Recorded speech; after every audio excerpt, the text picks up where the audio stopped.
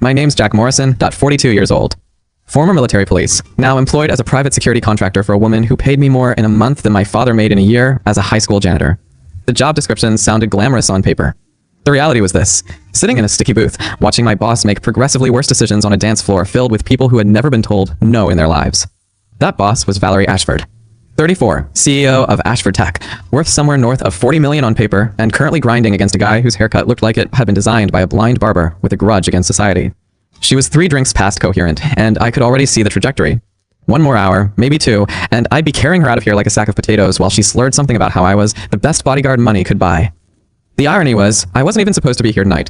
Her usual detail, a kid named Marcus, had called in sick with what he claimed was food poisoning, but was probably just a hangover.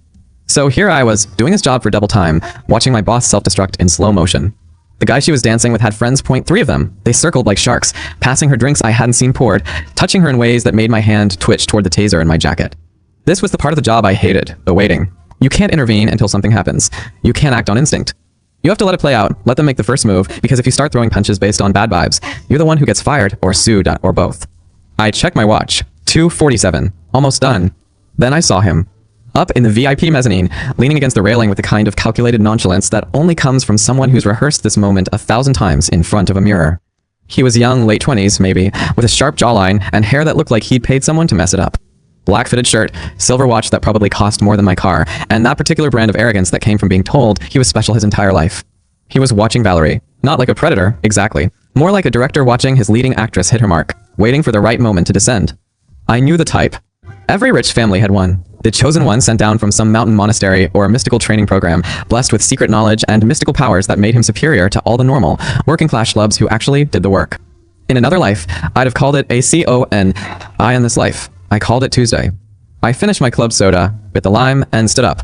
Down on the floor, Valerie's dance partner had gotten handsy. She was laughing, which was a bad sign. Not because she was enjoying it, she wasn't, but because she was far enough gone that she'd stopped recognizing the difference between fun and danger. That's when the real predators move in.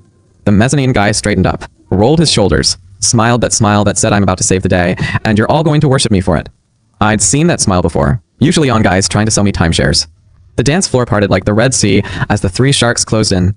Valerie's drink was empty, and the closest guy, a broad-shouldered bruiser with gang tattoos peeking out from his collar, was handing her another, clear liquid, and ice. That wasn't vodka.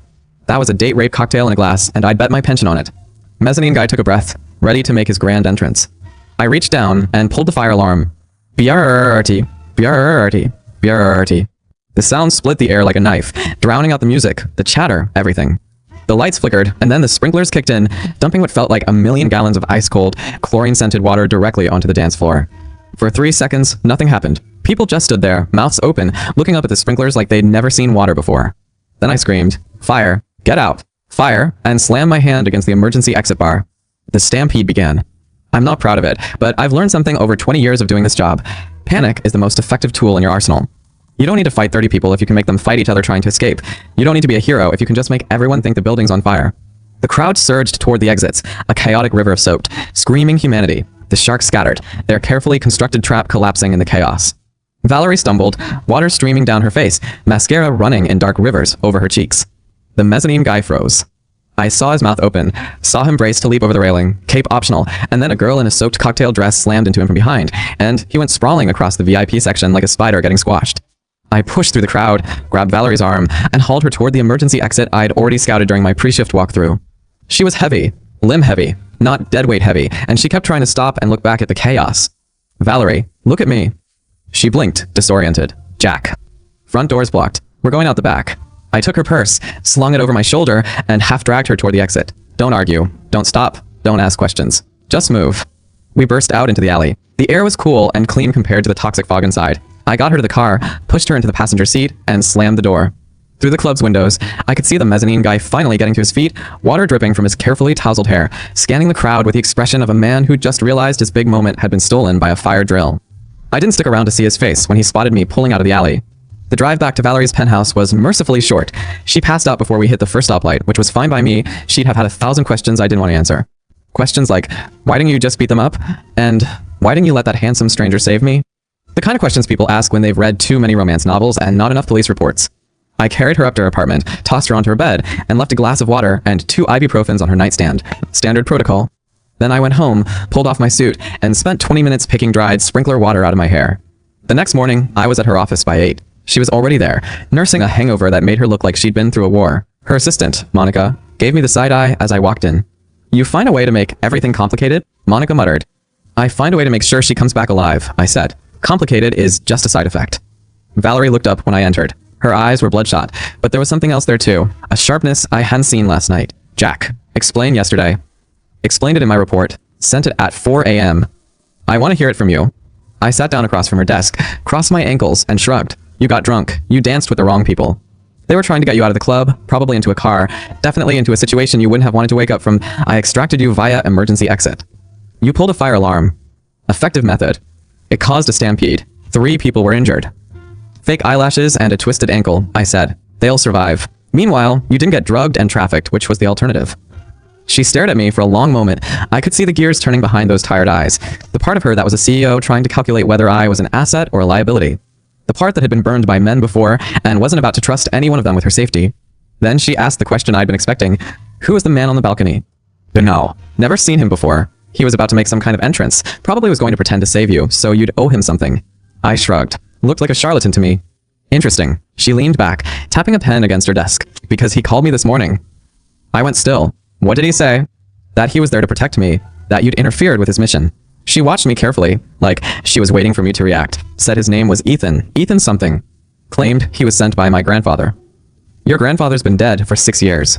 He had a friend, a spiritual advisor. I never met him." I let out a slow breath. This was the part I'd been hoping to avoid, the part where the world stopped making sense and started sounding like a bad movie script.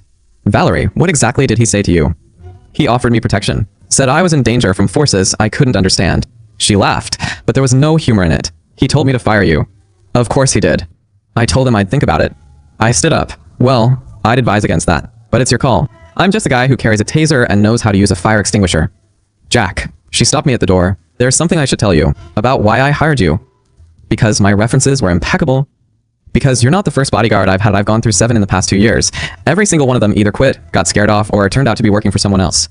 She held my gaze. "Ethan's not the first man to show up claiming to be my protector. If there's a pattern here. A whole network of people who seem to think I'm some kind of important piece on a chessboard." I sat back down. "Okay, I'm listening." 6 months ago, someone tried to kidnap me. They got close. Really close. The only reason I'm still here is because the police showed up by accident. She leaned forward, her voice dropping. "There's a group, Jack. I don't know what they want, but they've been circling me for years, and now this guy appears, claiming he's the answer." "You think he's part of the group?" "Either that, or he's someone who thinks he can use me as a bargaining chip." She studied me. "But I think you already knew that. I think that's why you pulled that fire alarm instead of fighting. Because you knew that wasn't just a couple of club thugs. That was a test." I didn't answer, because she was right, and I didn't want to admit it. The first visit came that afternoon. I was in the parking garage, checking the security cameras on my phone, when I heard footsteps behind me. Too soft for a normal walk. Too deliberate for a casual passerby. Jack Morrison. I turned, hand already sliding toward my taser. The man standing there was tall, lean, and wearing a suit that probably cost more than my annual salary. He had that kind of understated expensive look, the kind that doesn't try to impress you because it already knows it's better than everything you own. "Can I help you?" I asked. "Ethan sent me." He had a smooth voice, the kind that made you want to trust him even when you knew better. "He wants you to know that you're out of your depth." "Good for him. He's offering you a way out. Walk away from Valerie Ashford, and he'll make it worth your while. Stay, and things get complicated." "Things are already complicated." I smiled. "I'm a professional. Complicated is my bread and butter." The man tilted his head, studying me like I was an insect under glass. "You think you're dealing with normal criminals. You're not. You're dealing with people who have resources you can't imagine. Connections in places you don't know exist." "Let me guess," I said. "You're trying to scare me." "I'm trying to save you." "Well, here's the thing about being a bodyguard." I stepped closer, close enough that I could see the flecks of gray in his expensive haircut. "I've been scared before. I've been threatened, bribed, and followed. None of it worked, because the one thing I care about, the one thing I won't compromise on, is doing my job. So, unless you're here to tell me you're going to stop trying to hurt my client, you're wasting both our time." He didn't respond, just nodded, turned, and walked away. But as he left, he pulled out his phone and snapped a picture of my license plate. That's when I knew I was on someone's list. I handled the first real threat 4 days later.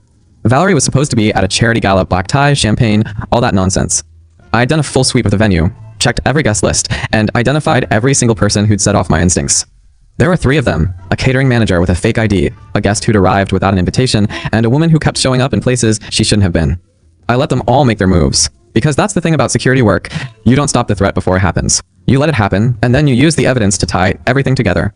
The catering manager tried to drug the champagne. I'd already replaced the bottles with decoys. The uninvited guest tried to corner Valerie in the bathroom. I'd stationed Monica outside with the earpiece and a very specific set of instructions, and the woman, she was carrying a gun. I knew because I'd seen the weight in her purse when she passed through the metal detector I'd insisted on installing. By the time the police arrived, I had all three of them tied up in the kitchen with zip ties and a confession that would make a defense attorney weep. Valerie was furious. You let them get that close. No, I said. I let them try. There's a difference. If I'd stopped them at the door, they'd just have tried again later. This way, they're in custody, and their handlers know I'm not an easy mark. The next day, Ethan called again. Mr. Morrison. His voice was calm, measured. I told you, you're out of your depth. Buddy, I said into the phone, I just caught 3 people who were trying to abduct my boss. I think I'm doing just fine. Those people were disposable. The people I work for aren't. I'm offering you a way out, a way to walk away with your reputation intact. But if you keep pushing, things are going to get messy.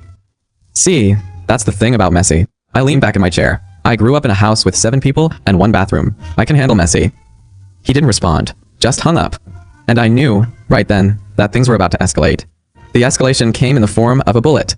I was driving Valerie home when the tires blew. Not both of them, just the right front, then the left rear. Deliberate, someone had planted spikes on the road.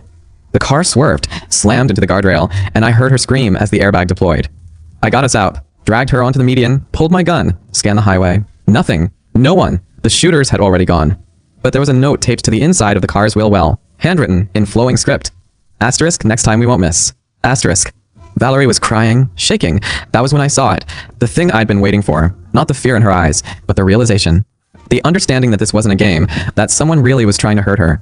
Jack, she whispered. We need help. Real help. I can't do this alone. You're not alone, I told her. I'm here, and I'm not going anywhere. But even as I said it, I knew it wasn't true, because help wasn't coming. The police couldn't stop this. The FBI was too slow. And the one person who claimed to be able to save her, that Ethan guy, was probably the one behind it all. The irony was, I knew how this story usually ended. In every version of this narrative, the hero beats the villain, saves the girl, and walks off into the sunset. But I wasn't a hero. I was a working class guy with a mortgage and a taser, just trying to get through the week without anyone dying on my watch. Hashtag Chapter 2, the sugar pill strategy. The tire blew at 60 miles an hour. The car went sideways, hit the guardrail, and I heard Valerie scream over the sound of metal scraping concrete. Airbags popped. The world went white for a second. Then I was moving, unbuckling, grabbing her arm, dragging her out of the passenger side before the engine caught fire. It didn't, but I wasn't taking chances. We stood on the shoulder of the highway, watching the car smoke. Valerie was shaking, mascara running down her face, her expensive dress torn at the shoulder. I'd already scanned the road, the woods, the overpass above US, a nothing, and oh shooter, no second car, just a clean, professional job. Then I found the note taped to the wheel well, handwritten on cream-colored paper. Asterisk, next time, we won't miss. Asterisk. I pocketed it without showing her. She was already freaking out enough. Jack, we need to call the police. Already did. I showed her my phone. Detective Harris is on his way. But Valerie, I need you to hear me. This wasn't random. Someone knew our route, knew the timing, knew exactly where to place those spikes. This was a message.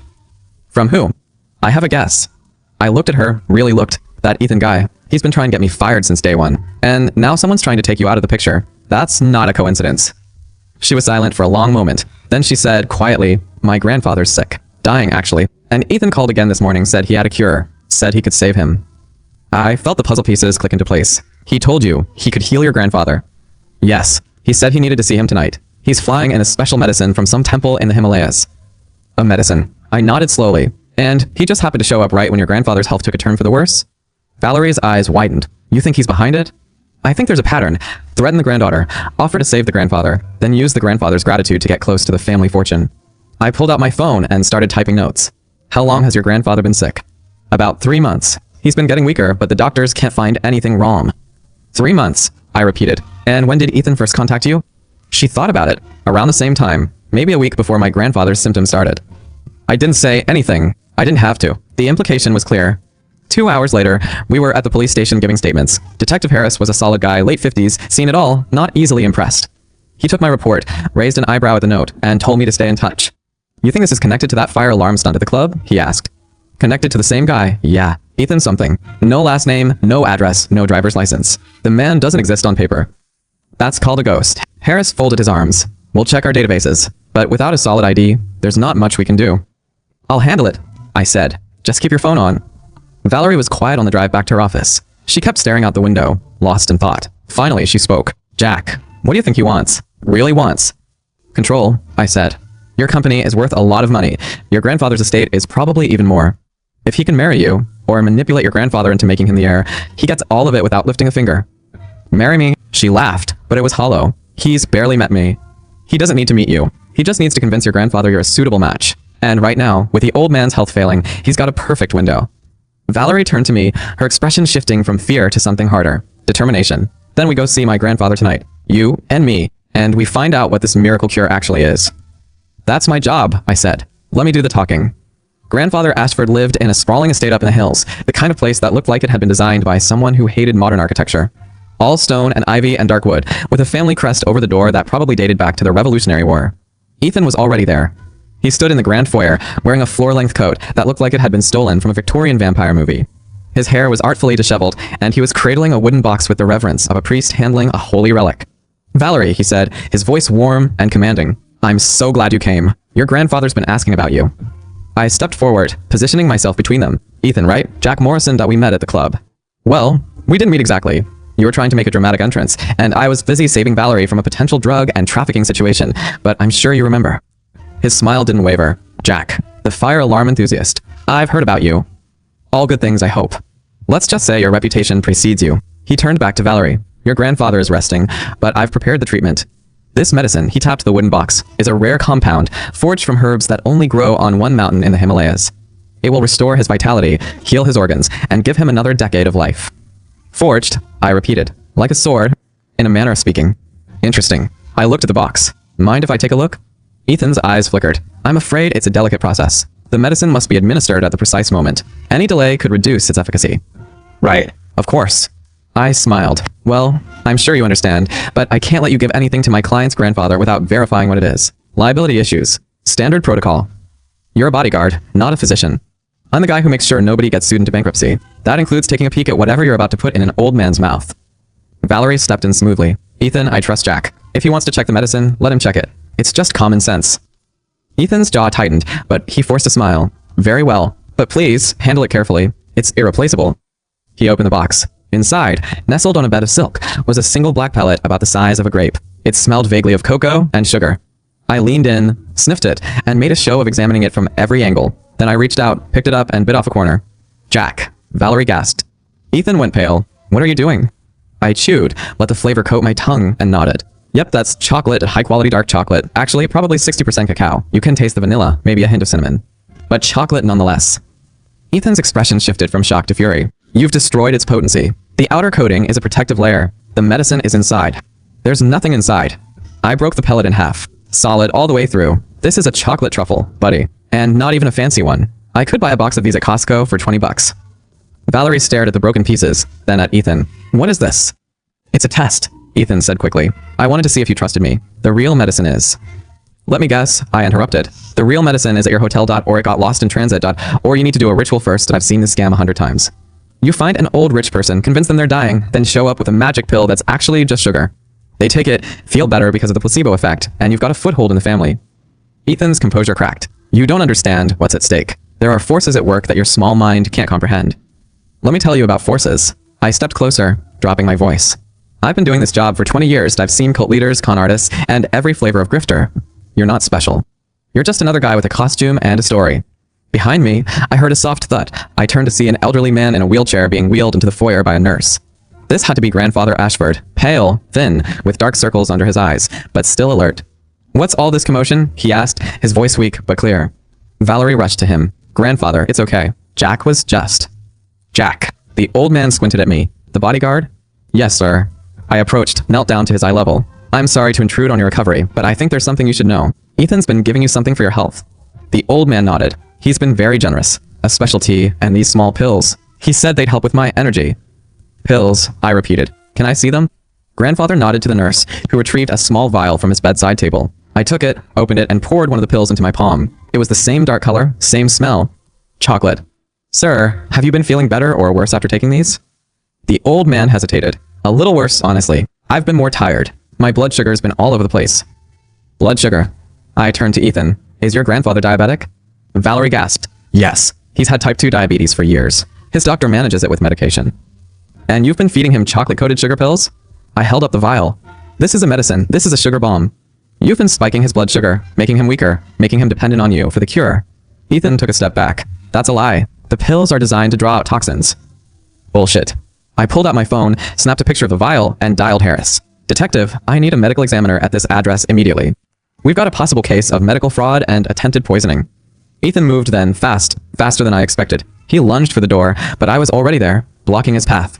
You're not going anywhere, I said. He smiled, a cold, calculating smile. You think you can stop me? I've been trained since childhood to fight. I could break you with one hand. Maybe. I reached behind my back and pulled out a canister the size of a soda can. But I got pepper spray, a taser, and a phone that's already streaming this conversation to a secure server. You touch me, and you're looking at assault, battery, and a whole list of charges that'll keep you in federal prison until you're too old to remember your name. He hesitated. That was all I needed. The front door burst open and 2 uniformed officers rushed in, followed by Detective Harris. They saw Ethan, saw me holding the pepper spray, and made the right call. Hands up. Now. Ethan raised his hand slowly, but his eyes never left mine. This isn't over, Jack. You have no idea who I'm working for, what I'm protecting. I don't care, I said. You're done here. They took him away in cuffs. Valerie and I watched from the front steps as the squad car pulled out of the driveway. The paramedics had already started checking Grandfather Ashford, running tests, adjusting his insulin. I can't believe it, Valerie whispered. He was poisoning my grandfather. Not poisoning. Not exactly. He was making him sick enough to need a miracle cure, then providing a sugar pill that did nothing. Classic long con. I shrugged. I've seen worse. She turned to me, eyes bright. How did you know? Old trick. My grandmother was diabetic. I learned to recognize the symptoms of blood sugar spikes. Your grandfather looked exactly like her when she'd had too much cake. Valerie laughed. A real laugh, the first I'd heard from her since this whole thing started. You're incredible, Jack. I'm paid to be incredible. That's the difference. She reached out, squeezed my arm. I'm not just talking about your job. I'm talking about you. You didn't panic. You didn't try to fight him with your fists. You used your head. That's usually how I win. I pocketed my phone. Now, we need to figure out who he was working for, because guys like Ethan don't operate alone. There's a network, and that network is still out there. Valerie's face fell. You think there are more of them? I know there are. He mentioned forces. That wasn't a bluff. Someone's been watching you, planning this for a while. We just took out one piece. The rest are still on the board. She shivered. What do? We go back to basics. I review your security, check your grandfather's caregivers, and start digging into Ethan's background. The truth is out there. I just need to find the right documents. I started walking toward my car. And Valerie, get ready for a long night, because once they realize their guy is in custody, they're going to get desperate. That night, I was right. At 2 in the morning, someone tried to break into Valerie's penthouse. Not through the front door, through the service entrance, the one the cleaning staff used. I had a camera feed set up on my tablet, and I saw the silhouette moving through the hallway at 1:58. I didn't confront him. I didn't chase him. I did something simpler. I called the building security, had them lock down the floor, and turned on the sprinkler system in that corridor. The would-be intruder spent the next 20 minutes slipping on wet tile before the police arrived. When they brought him out, he was soaked, furious, and completely unable to explain why he'd been carrying a lockpicking kit and a stun gun. Professional, I told Valerie in the morning, but not very bright. He didn't check for cameras, didn't scout the exit routes. Probably hired muscle. What does that mean? It means Ethan's handlers are scrambling. They're sending second-tier people because the first-tier guy is in jail. That's good for us. It means we've got time. Time, however, was running out. Later that afternoon, I got a call from a number I didn't recognize. The voice was automated, synthesized, but the message was clear. Jack Morrison, you've interfered with a larger operation. Return the Ashford assets to their rightful owners, or face the consequences. You have 48 hours. I stared at the phone after it hung up. Large operation. Rightful owners. That didn't sound like a random scammer. That sounded like someone with a long-term plan. I went back to my files, pulled up everything I had on Ethan. His real name was Ethan Cole, registered in a corporate database as a spiritual consultant for a shell company called Stonebridge Holdings. Stonebridge had connections to another shell company, and that one connected to a venture capital firm that had made a hostile bid for Ashford Tech 2 years ago. The dots connected. Ethan wasn't just a con artist. He was a patsy, sent in to soften up the family so that the real predators could move in. And those predators were corporate raiders, not supernatural cultists. I felt a strange sense of relief. Corporate raiders, I understood. They followed rules. They had lawyers. They couldn't throw fireballs or red mines. But they could also ruin lives through paperwork, and that I realized was the real threat. Valerie walked into my office, looking exhausted but determined. Any news? Bad news, actually. Ethan was part of a takeover attempt. Someone's trying to buy your company from under you, probably your competitors. They used him to make your family look unstable, discredit you, and create a crisis that would force a fire sale. She paled. That's insane. That's business, and business is a lot more dangerous than magic, believe me. I leaned back in my chair. But there's good news, too. Their plan just fell apart. Ethan's in custody. The media is going to pick up the story of a fake healer trying to poison an old man. That's going to tank their credibility. Valerie looked at me, a strange expression on her face. You think of everything, don't you? Not everything, but I think about probabilities, and right now the probability is that they're going to try something desperate. So I need you to stay close, stay alert, and trust me when I tell you to move. She nodded. I do trust you, Jack. I didn't before, but I do now. Good, because I've got a plan.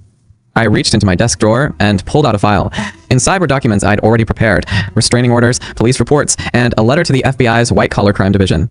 I'd been building this case piece by piece, waiting for the right moment to strike.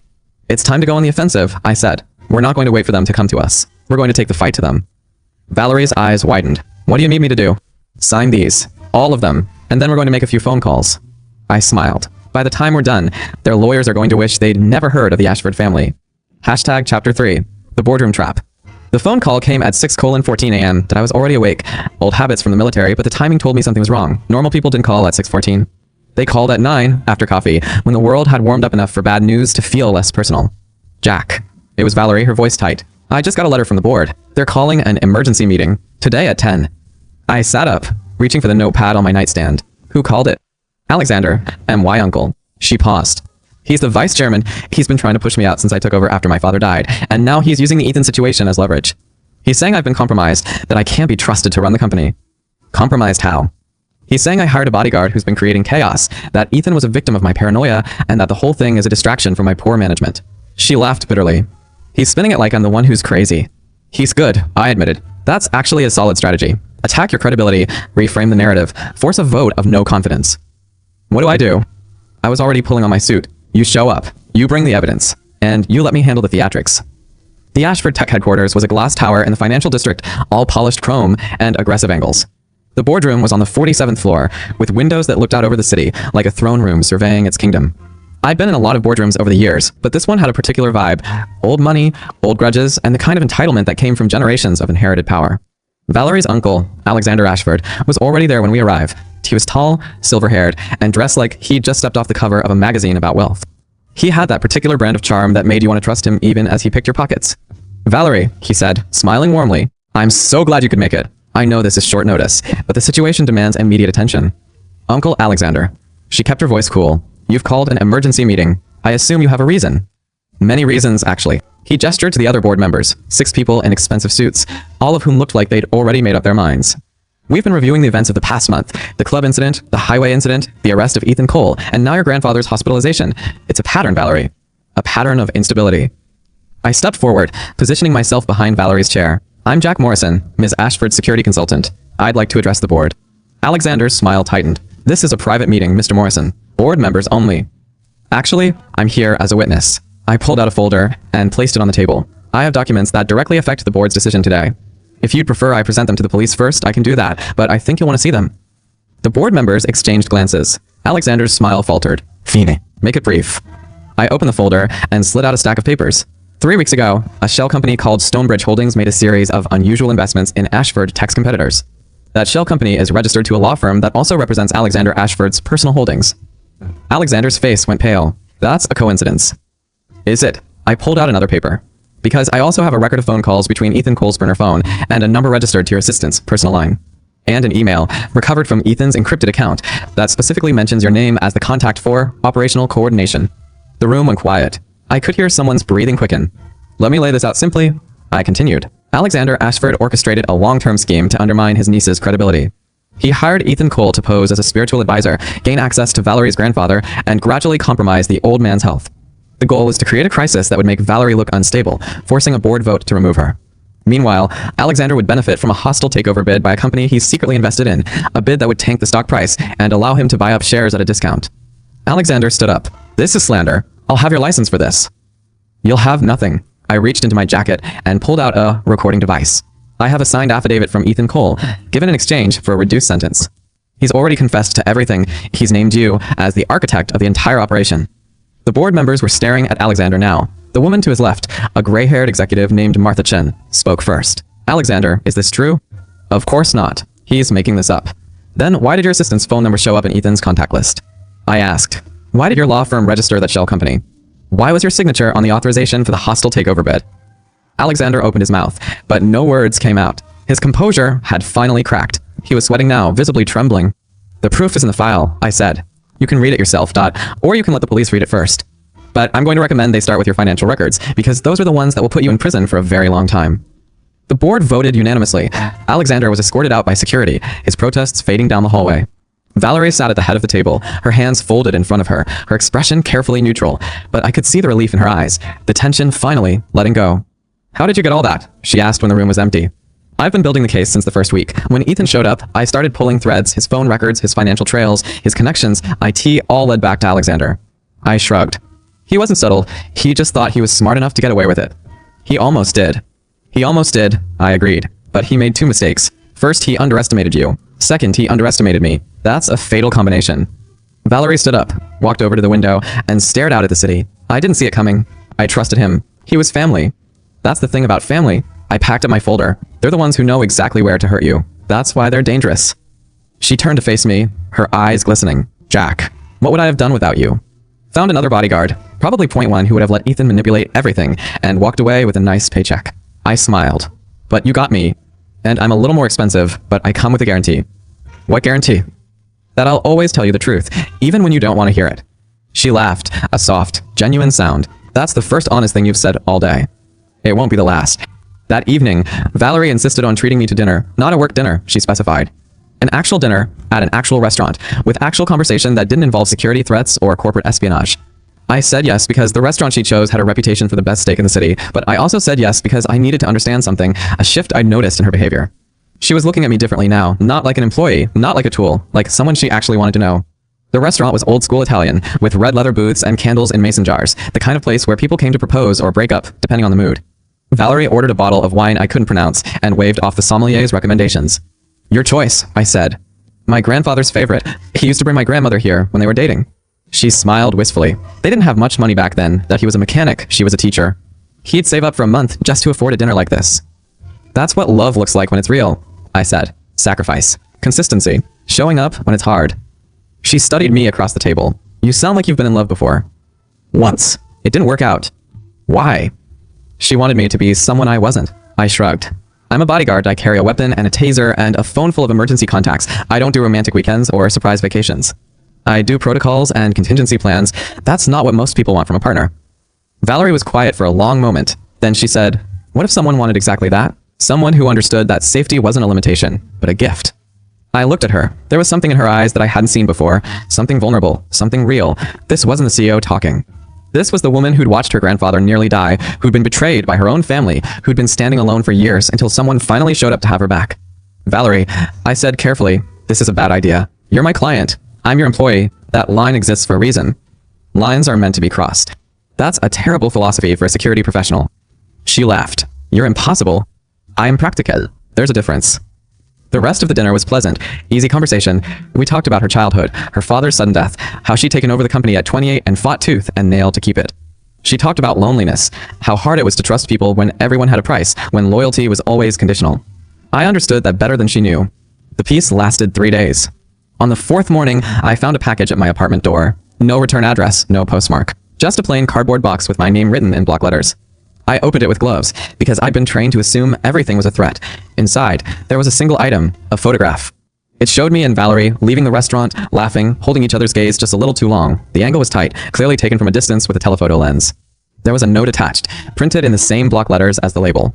Asterisk, you thought you won. You didn't. Walk away now, or she pays the price. You have 1 week. Asterisk. I didn't panic. I'd been threatened before, and the best response was always the same: document, preserve, escalate. I took photos of the package, the note, everything. Then I called Valerie. "Don't go anywhere," I told her. "I'm coming to you, and I'm bringing backup." "What's wrong?" "Someone's escalated. They know about us. They're using you to get to me." She was silent for a second. Us. Whatever they think we are, they're using it as leverage. It doesn't matter if it's true or not. What matters is they believe it's true, and they're going to act on that belief. "Jack, I can handle this. I'm not some damsel in distress." "I know you're not, but I'm paid to make sure you don't have to handle it." I grabbed my keys. "I'm on my way." That afternoon, I brought Detective Harris and a forensic team to my apartment. They processed the package, lifted prints, searched for DNA, nothing useful. The package was clean, the handwriting generic, the photograph had been printed on standard photo paper, untraceable. "Professional," Harris said. "Whoever's doing this knows what they're doing." Which means they're organized. This isn't just Alexander's people. I leaned against the counter. He had connections. This could be his partners, or someone else entirely. "You think he had a partner?" "I know he did. His financial records show regular payments to a trust account that's still active. Alexander's in custody, but the money's still moving. Someone else is pulling the strings." Harris nodded. "We'll trace it, but I'm telling you now, Jack, these people don't quit. You've burned their operation, killed their plan, and made them look foolish. They're going to want revenge, not just the money. They're going to be disappointed then, because I'm not easy to kill. Nobody is. That's the problem. That night, I stayed at Valerie's penthouse, not as a bodyguard, not officially, but as someone who needed to keep an eye on her until we knew what we were dealing with. She didn't object. She even set up a cot in the living room, which I immediately rejected in favor of sitting in an armchair by the window where I could see the street. Jack, you need to sleep. I can sleep tomorrow. I check my watch. Tonight, I stay awake. Because you're afraid they'll try something? Because I'm afraid they already have. I pulled out my phone and showed her the package photo. They've been watching us. They took this picture from across the street at a distance in a restaurant with blacked out windows. That means they're either very good or they had help from someone inside. Inside where? I don't know yet, but I'm going to find out. Valerie sat down across from me, hugging her knees. Jack, I've been thinking about what you said at dinner, about lines. Valerie, let me finish. She took a breath. I don't care about the line. I've spent my whole life following rules, doing what's expected, being the good girl who never makes waves. And where has it gotten me? Alone, surrounded by people who want to take everything from me. You're not alone. I know I'm not, that's why I'm saying this. She reached out, took my hand. I don't care about protocol, but I care about you. The man who pulled that fire alarm, who fought for my grandfather, who stood up to the board and told the truth. That's the man I want to know, not my bodyguard, just Jack. I sat there, feeling her hand in mine, the warmth of it, the steadiness. She wasn't wrong. There was something between us, something that went beyond the professional. But I'd seen that feeling before, seen how it could cloud judgment, how it could lead to mistakes. Valerie, I'm not saying no, but I'm saying not now, not until this is over. I squeezed her hand. When the threat is gone, when we know you're safe, then we can have this conversation. But right now, my priority is keeping you alive. I can't do that if I'm distracted. She nodded slowly, accepting. Okay, when this is over. Promise. Promise.